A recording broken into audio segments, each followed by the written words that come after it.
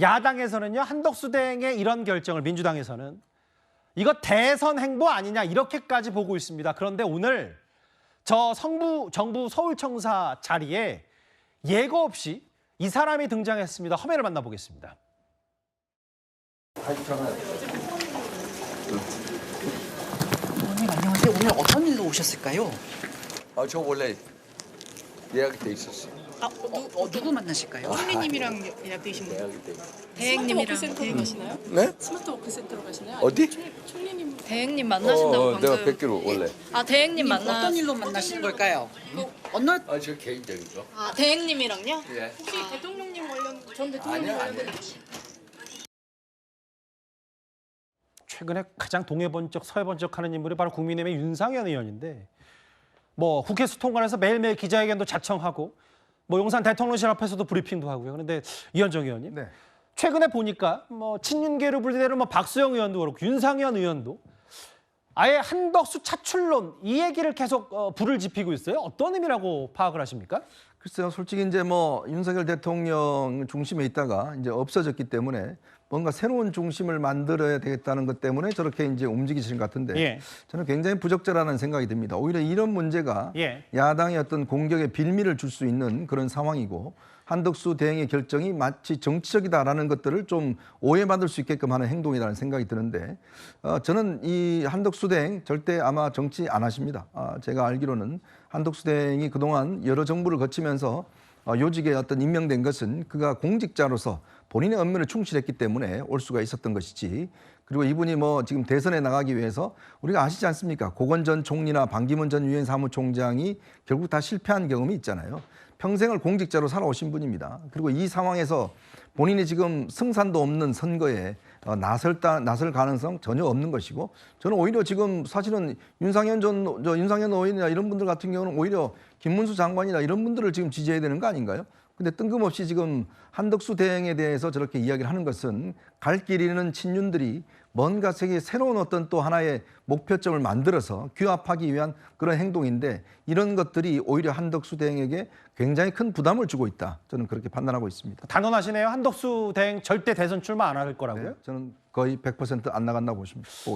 뭐 본인도 뭐 모르겠어요. 뭐 세상 만사에 완벽한 100%는 없을 수도 있는데 한덕수 대행도 뭐 주변에 대통령의 디귿자도 꺼내지 말라. 본인은 출마 생각 전혀 없다. 뭐 이런 얘기를 좀 한 것 같아요. 뭐 그렇게 얘기를 하지만 그거는 뭐 아직은 모른다고 생각해요. 근데 혹시나 이제 앞으로 한덕수 대행에 대해서 지금 여러 가지 얘기가 나오고 있고 국민의힘은 윤석열 대통령 사실 웹에서 데려온 분이잖아요. 원래 국민의힘에 있었던 분이 아니고 문재인 정부에서 검찰총장까지 했던 사람 갑자기 용병처럼 데려와가지고 대통령까지 만들었습니다. 저는 국민의힘이라면 충분히 가능하다고 생각해요. 한덕수 권한대행을 할지 안 할지 모르겠지만 그럴 가능성이 전혀 닫혀 있다고 보지 않습니다. 정말 뭐 이재명 대표와 만약에 경쟁을 해서 이길 수 있는 가능성이 있다고 보여지거나 뭐 지지율이나 이런 면에 있어 일정 부분에 의미 있는 뭐 지지율이 나오게 되면 예. 저는 충분히 할 거라고 생각해요. 그래서 한덕수 대행 입장에서도 물론 지금으로 봐서 한덕수 대행이 적극적으로 정치 활동을 할 거다 이렇게 보이진 않아요. 예. 그러나 상황이 어떻게 흘러갈지에 따라서 충분히 변할 수도 있다고 저는 생각합니다. 예. 그런 점에서 본다고 하면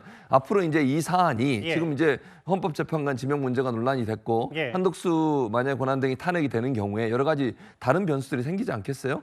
탄핵을 가정을 하시는 거네요. 뭐 만약에 그런다는 말씀을 드리는 것이고요. 예. 그건 민주당이 아직 결정한 문제가 아니니까. 예. 다만 그랬을 경우에 올 수 있는 여러 가지 변화, 대선판 일정 부분 흔들릴 가능성이 있어서 그 가운데 한덕수 대행이 만약에 뭐 의미 있는 지지율이 나온다고 하는 그런 여론조사 경우에 나오게 되면 예. 국민의힘이 더 적극적으로 설득하려고 하지 않을까 그런 생각은 듭니다.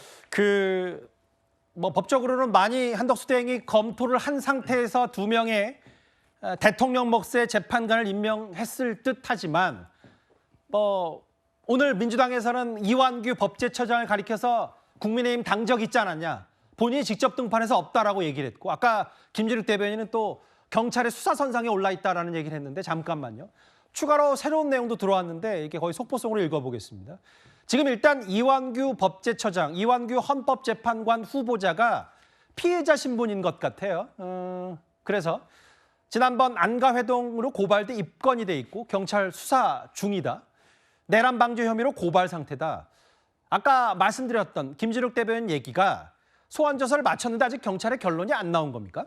아직 그 경찰이 여전히 수사를 진행하고 있다 이렇게 지금 얘기를 하고 있습니다. 예. 아마도 한 번의 소환으로 이게 끝날 것인지 아니면 이제 그동안 윤석열 전 대통령이 어떤 이 헌법재판소의 심판 또는 이 그 지금 그 형사 재판이 제대로 된 수사가 좀 미진한 상태에서 넘겨져서 지금 재판에 들어가 있는데 이 관련자들에 대한 수사가 지금 진행이 안 되고 있습니다. 예를 들면 이상민 전 행안부 장관이라든지 예. 아니면은 지금 방금 나온 이완규 전 지금 법제처장이라든지 이런 분들에 대한 수사도 더 필요한 부분이 있다. 이런 부분들이 지금 아직까지도 내란과 관련해서 완벽히 끝난 것이 아니기 때문에 예. 더 해야 된다라는 부분이 있는 것이고요.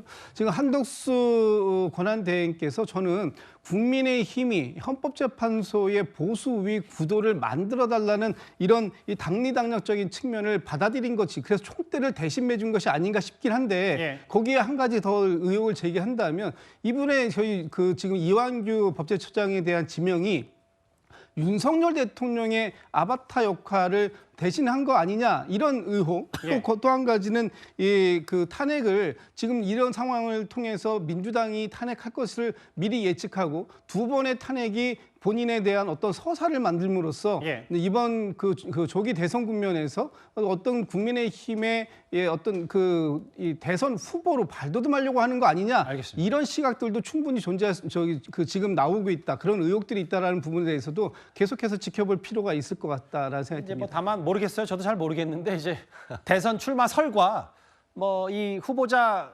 지명권은 조금 분리해서 볼 필요는 있을 것 같아서 정리를 해보겠습니다. 최재형 변호사님.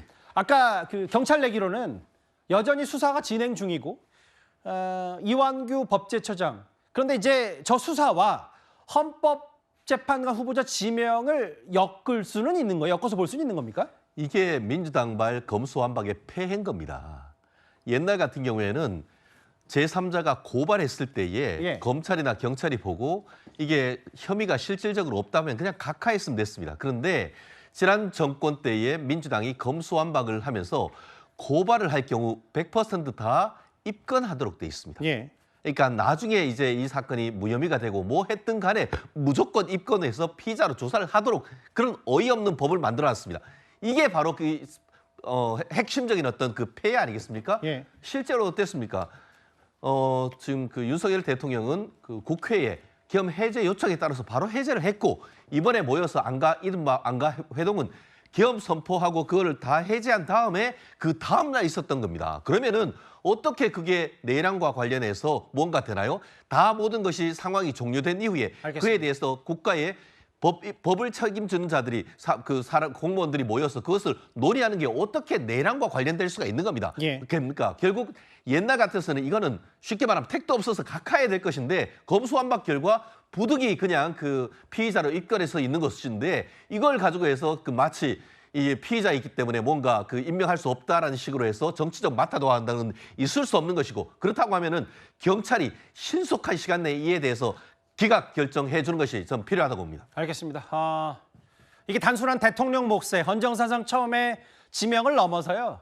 헌법재판소가 보수 우위로 재편이 될 수도 있기 때문에 이 얘기 저희가 첫 번째 주제로 1위 집중적으로 살펴봤습니다.